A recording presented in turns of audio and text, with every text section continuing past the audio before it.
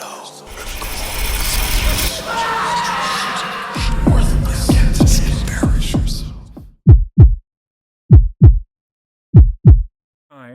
along with my wife and our 2-year-old child, bought a house in Salem, Massachusetts. It was our first home as a family, and I was overjoyed. Owning a house felt like a milestone, a place to build memories, to grow together. I had a steady day job, while my wife stayed home to care for our little one. The house was built in the 1940s, and while it had an undeniable charm, something about it unsettled me. There was an eerie quality to the air, an inexplicable weight in the atmosphere, but it was ours, and that was enough. It was a 2-story house. As soon as you entered through the main door, a long hallway stretched ahead.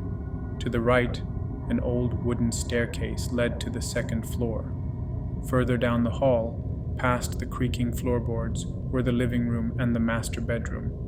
2 more bedrooms occupied the 2nd floor, empty, save for the few pieces of furniture we brought with us. At first, it was just a house, a place to live.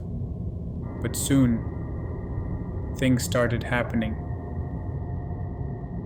My wife was the first to notice. She complained of strange creaks, like the house was shifting in ways it shouldn't. She said she could hear faint footsteps at odd hours, the kind that didn't belong to me or our child. I brushed it off, attributing the noises to the house's age. Old houses settle, wood expands and contracts. That's all it was, nothing more. But as months passed, her complaints grew more frequent and more alarming. She would call me at work, her voice trembling, telling me she heard whispering from the 2nd floor when she was alone, that doors would be open when she swore she had closed them, that the baby's toys would be scattered across the floor when neither of us had moved them. I tried to stay rational. Maybe she was exhausted from taking care of our son. Maybe her mind was playing tricks on her. But then, I started noticing things too. One night I woke up to the sound of crying. Not my son's. It was distant, muffled, like it was coming from inside the walls. I sat up, listening carefully. My wife stirred beside me, but she was fast asleep. The baby monitor on the nightstand showed our child sleeping soundly in his crib. And yet, the crying continued. I got up, my heart pounding in my chest, and followed the sound down the hallway. Every step I took, the crying seemed to shift, moving from one room to another. By the time I reached the 2nd floor, the noise had stopped entirely, but that's when I saw it. The attic door was open. I had never even touched that door before. We had no reason to go up there. And yet, there it was, ajar, revealing nothing but a void of darkness beyond it. Something told me not to go any closer. My instincts screamed at me to turn around, to walk away. But before I could move, the crying started again. This time, it was coming from the attic. I don't know how long I stood there, frozen in place. I don't remember closing the door or how I got back to bed that night. But I do remember one thing. The next morning, my wife told me she had a dream of a woman standing in the hallway, watching her sleep. And she wasn't smiling. One day, while our baby was playing in the living room and my wife was doing chores around the house, she heard it.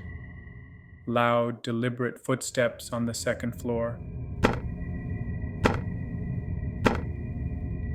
It sounded like someone walking from the far corner of the house toward the stairs, and then it stopped.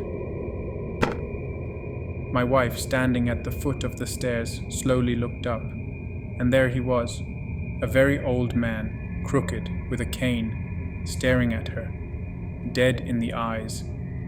She screamed, a blood-curdling, terrified scream. She grabbed our child, bolted out of the house, and waited outside, shaken to her core, until I came home from work. When she told me what happened, my stomach dropped. This wasn't just her imagination. Something was in that house. At first, these incidents were occasional, then weekly, then daily. I remained skeptical until I saw him too. One morning, I was tying my shoes on the staircase, getting ready for work, when I heard it. The same slow, heavy footsteps. My pulse quickened, my breath hitched.